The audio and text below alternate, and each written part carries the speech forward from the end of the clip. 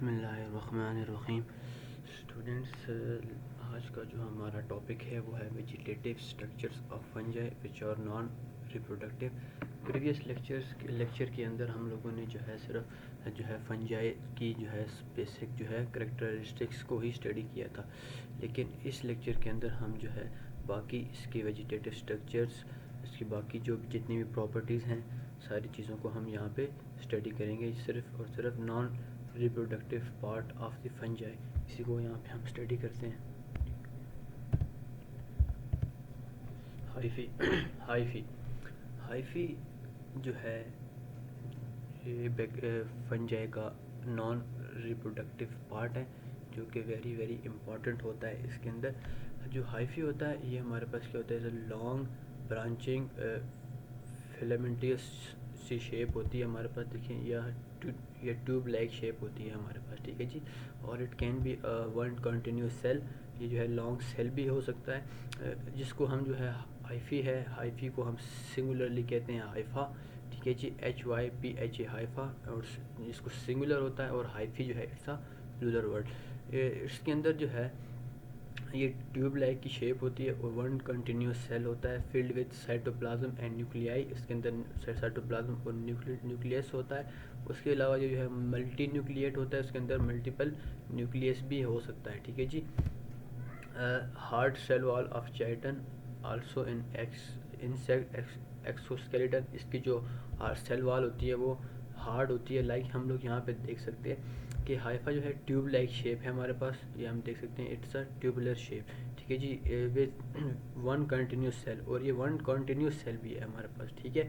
फिर with cytoplasm and nucleus, इसके अंदर साइटोप्लाज्म भी है और न्यूक्लियस भी है, एंड मल्टी न्यूक्लिएट, इसके अंदर मल्टीपल जो है न्यूक्लियस भी हो सकता है, ठीक है जी।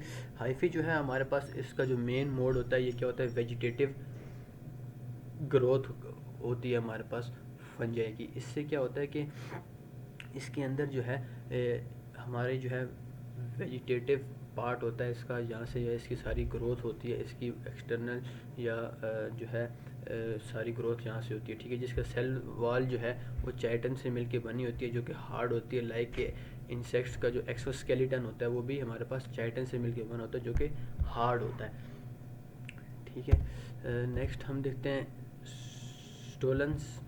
स्टोलन्स हमारे पास क्या होते हैं। स्टोलन्स क्या होते हैं, horizontal hyphae that connect group of hyphae to each other. Stolon हमारे पास हम लोग यहाँ पे देख सकते हैं, इट्स अ हॉरिजेंटल हाइफी, ये लॉन्ग ट्यूब होती है, जो कि क्या जिसका क्या फंक्शन होता है, ये मल्टीपल हाइफी को अपने साथ कनेक्ट कर सकते हैं। हमारे पास अब देखें ये एक हाइफी है, दिस आर द मल्टीपल हाइफीज, ठीक है जी। ये सब जो है एक स्टोलन एक लॉन्ग ट्यूब के साथ क्या हो रहे हैं, कनेक्ट हो रहे हैं।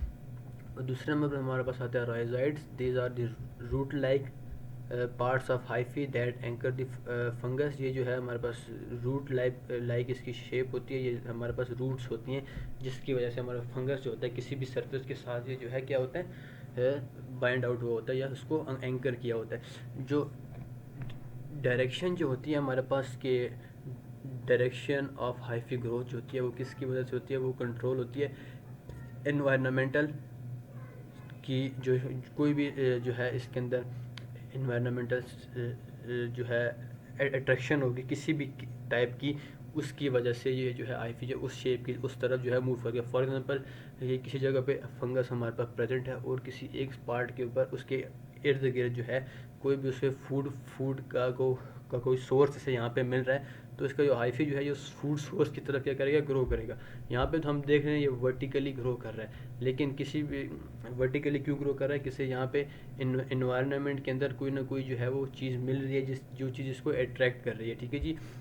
हाइफी जो है वो क्या करता है, हमारे पास रिप्रोडक्टिव यूनिट्स को सेंस करता है फ्रॉम अ डिस्टेंस, किसी भी दूर की किसी भी थोड़े से फासले के ऊपर से जो है अपने इर्द गिर्द जो इन्वायरमेंट के अंदर ये क्या करता है, रिप्रोडक्टिव यूनिट्स को जो है वो सेंस कर लेता है, और उसके बाद क्या करता है, ग्रो टूवर्ड्स देम, उनकी तरफ क्या करता है, ग्रो करता है, जिसकी वजह से जो है उसके बाद जो है जाके अपनी जो है वो रिप्रोडक्शन करवाता है। लेकिन हाइफी जो है किसी भी एक यूनिट की तरफ, किसी भी एक जो है अपनी या फूड सोर्स की तरफ जो है ग्रो करेगा। इसका ये एक इसका जो है वो क्या है, डायरेक्शन ऑफ हाइफा ग्रोथ है कि किसी भी अपने सोर्स की तरफ, किसी अपनी फूड की तरफ या फिर रिप्रोडक्टिव यूनिट्स की तरफ ये ग्रो करेगा। नेक्स्ट हम देखते हैं कि जो हमारे पास क्रॉस वॉल्स जो होती हैं हमारे पास सेप्टा, उनको हम लोग सेप्टा कहते हैं। देखिए हम लोग यहाँ पे देखते हैं कि हाइफी के अंदर जो है जो क्रॉस वॉल्स आ रही हैं या आगे इसके आगे जो ब्रांचेस आ रही हैं या उसकी ब्रांचेस की जो जो सेपरेशन हमारे पास आती है उसको हम लोग क्या कहते हैं, सेप्टा कहते हैं। ठीक है जी। सेप्टा में फॉर्म कंपार्टमेंट्स, ये हमारे पास क्या होते हैं, कंपार्टमेंट्स होते हैं। मोस्ट जो होते हैं हमारे पास फंगस होते हैं उनका क्या होता है, हाइफी जो है वो डिवाइड हुआ होता है सेल्स के अंदर, जिनको हम लोग क्या कहते हैं, सेप्टा कहते हैं। इंटर जो है इंटरनल क्रॉस सेल वॉल्स होती हैं, इंटरनल वॉल्स होती हैं जो कि हमारे इस बड़े हाइफी को क्या करती हैं, डिवाइड करती हैं। और जब जो है सेप्टा है pores for movement of cytoplasm, इसके अंदर जो पोर्स हैं देखिए हमारे पास जो एंड्स नोड्स आ रही हैं उनके अंदर एक जो है एक रास्ता बना हुआ है जिसकी वजह से क्या होता है, हमारा जो साइटोप्लाज्म होता है इसके अंदर मूव कर होता है। उसके अलावा मल्टीपल ऑर्गेनेलिज्म भी यहाँ से मूव कर रही होती हैं। ठीक है जी। सेप्टा और यूजुअली जो है क्या क्या करते हैं, परफॉर्म बाय पोर्स, इसके अंदर पोर्स होते हैं large enough for ribosome, mitochondria और न्यूक्लियस के लिए इतना बड़े बड़े पोर्स होते हैं कि ये सारी चीज़ें यहाँ से क्या कर सकती हैं, मूव कर सकती हैं। इसके अंदर सारी चीज़ें न्यूट्रिएंट्स मूव करते हैं, उसके अलावा हमारे राइबोसोम्स मूव करते हैं, माइटोकॉन्ड्रिया मूव करते हैं, इवन कि न्यूक्लियस भी जो है एक से जो है पूरे सेप्टा के अंदर जो है वो मूव कर रहे होते हैं, एक सेप्टा से एक सेल से दूसरे सेल की तरफ, किसकी मदद से, सेप्टा के अंदर जो पोर्स हैं उनकी मदद से। और जो हमारे पास मल्टीपल हाइफी हमारे पास होते हैं किसी भी फंगस के अंदर, उनको हम लोग क्या कहते हैं, माइसीलिया या फिर माइसीलियम। ठीक है जी। Form network called mycelia that run through the thallus, ये हमारे पास थैलस हम लोगों ने प्रीवियस लेक्चर के अंदर पढ़ा। थैलस हमारे पास क्या होती है, बॉडी ऑफ द फंगस।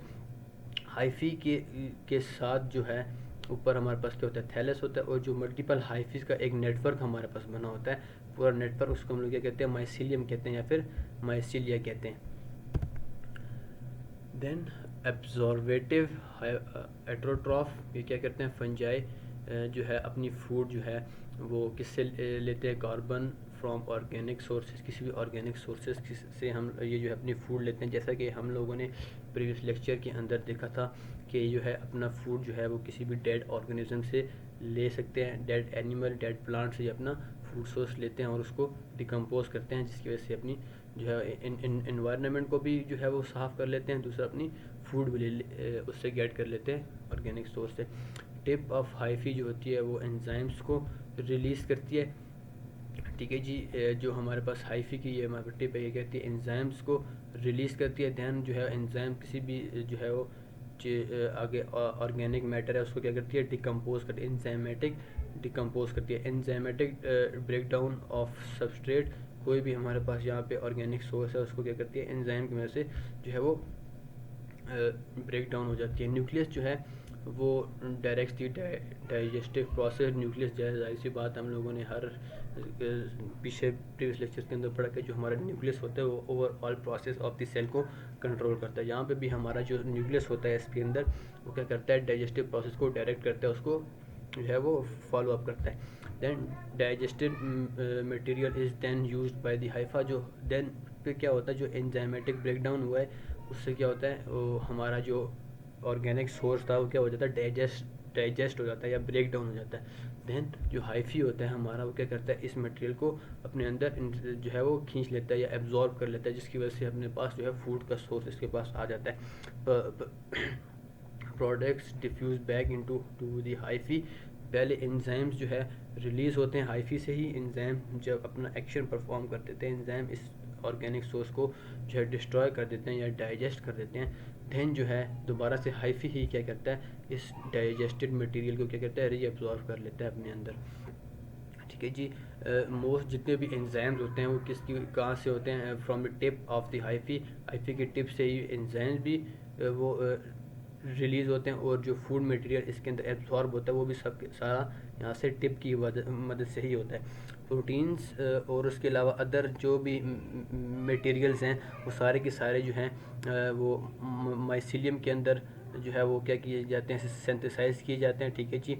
और जो है उसके बाद क्या होता है, जो है वो साइटोप्लाज्मिक्स जो स्ट्रीमिंग होती है, पूरा साइटोप्लाज्म जो होता है हमारे पास एक हाइफी का, उसके अंदर वो खुद को एक दूसरे की तरफ मूव करते हैं। फॉर एग्जांपल एक किसी सेल के अंदर कोई भी मटेरियल यहाँ से एब्जॉर्ब हुआ है एक हाइफी की, तो इसके बैक पे भी अगर कोई दूसरा सेल है तो वो क्या करेगा, यहाँ से इसकी जो सेप्टा है, ये हमारे पास सेप्टा की पोर्स से सारा मटेरियल दूसरे सेल की तरफ जो है ट्रांसफ़र कर देगा। इसी तरह जो हाइफी की जो टिप्स हैं वो जो है फूड को एब्जॉर्ब करती हैं, और उसके साथ साथ बाद में वो पूरे के पूरे हमारे जो हाइफी का जो नेटवर्क होता है या माइसीलियम होता है उसके अंदर डिस्ट्रीब्यूट कर देती है।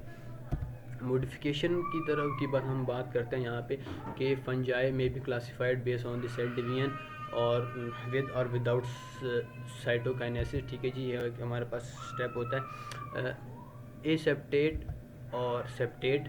एसेप्टेट क्या होता है, without septa, septate with septa. ठीक है जी, ये हमारे क्या है इसके अंदर क्लासिफिकेशन आ जाती है या मॉडिफिकेशन इसको हम कह सकते हैं कि हमारे पास फंजाई के अंदर जो है दो टाइप दो दो वे से हम इसको क्लासीफाई करते हैं, विद सेल वॉल्स। ठीक है जी, with cross cell walls, hyphae की क्रॉस सेल वॉल्स हैं, और विदाउट सेल वॉल्स को एसेप्टेट और विदाउट सेप्टा, ये हम देख सकते हैं विदाउट सेप्टा, इसके अंदर कोई भी क्रॉस सेल वॉल नहीं है। तो ये इसको हम लोग एक किसकी क्लासिफिकेशन की टाइप आ जाती है। दूसरी टाइप आती है हमारे पास क्रॉस सेल वॉल जिसके अंदर प्रेजेंट होती है लाइक सेप्टेट, इसके अंदर सेप्टा हमारे पास प्रेजेंट है। ये हम देख सकते हैं कि इसके अंदर मल्टीपल जो है वो सेप्टास प्रेजेंट है। सेकेंड, उसके अलावा हम लोग यहाँ पे इसको ब्रीफली देखते हैं कि जो हमारे पास सेप्टेट हाइफी है उसके अंदर क्या है, न्यूक्लियस होता है, और उसके बाद जो है सेल वॉल होते हैं, और जो सेप्टेट होता है हमारे पास जिसको जिसके अंदर हमारे पास डिफरेंट जो स्मॉल पोर्स हम यहाँ पे देख सकते हैं। तो जो सेप्टेट हाइफी होते हैं उसके अंदर क्या होता है, हमारे पास सेप्टा होता है या सिंगल जो हम इसको क्या कहते हैं सेप्टम कहते हैं। उसके अंदर हमारे पास छोटा सा एक पोर होता है जिसकी मदद से जो है हमारे न्यूट्रिएंट्स या फूड या एंजाइम जो है वो एक सेल से दूसरे सेल की तरफ मूव करते हैं। लेकिन जो दूसरी टाइप हमारे पास आती है कोइनोटिक हाइफी की, उसके अंदर क्या होता है, सिर्फ और सिर्फ सेल वॉल होती है, आउटर सेल वॉल और इंटरनल न्यूक्लियस और ऑल दोज अदर ऑर्गेनेलिज जो है उसके अंदर जो है वो एक तरह से फैली होती है, डिस्ट्रीब्यूट हुई होती हैं।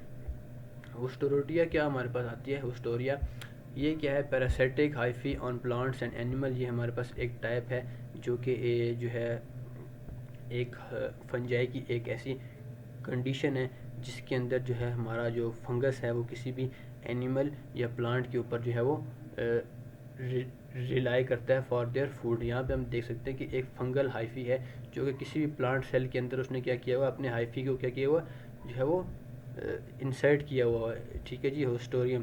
ठीक है जी, ये क्या है, पैरासाइटिक पार्ट है हमारे पास। ठीक है जी, ये इसने क्या किया हुआ, एक हमारे पास हाइफी था, उसने सेल के अंदर प्लांट सेल के अंदर क्या चीज़ इंसर्ट की हुई है, अपना होस्टोरियम इंसर्ट किया हुआ है, जिसकी वजह से जो है वो सेल के अंदर से जो है सारे न्यूट्रिएंट्स वगैरह को क्या कर रहा है, सक कर रहा है अपने अंदर, जिससे वो अपने जो है फूड सोर्स को अपने लिए फूड भी है जनरेट कर रहा है और अदर न्यूट्रिएंट्स भी जनरेट कर रहा है। तो ये क्या है, इट्स अ पैरासाइटिक हाइफी जो क्या कहते हैं किसी भी टाइप का हमारे पास फंगस है जो किसी भी दूसरे प्लांट या एनिमल के ऊपर रिलाई करता है लिविंग के ऊपर, तो उसका क्या कहता है, पैरासाइट होता है हमारे पास। ठीक है जी, तो इस पैरासाइट क्या करता है, अपने जो है जिस सेल के ऊपर ये अटैक कर रहा है तो उसके सेल के अंदर क्या चीज़ इंसर्ट करता है, होस्टोरियम जो है इंसर्ट करता है। यहाँ पे हम देख सकते हैं कि hyphae adopted for trapping and killing the prey. इसके अंदर ये क्या करता है, एक हमारे पास क्या है निमाटोडा या अर्थ वॉर्म है, तो हाइफी ने क्या किया हुआ है, फंगस ने क्या किया हुआ, इसको ट्रैप किया हुआ किसी भी वजह से। यहाँ पे देखें इसने यहाँ पे भी एक हाइफी यहाँ पे जनरेट की हुई है।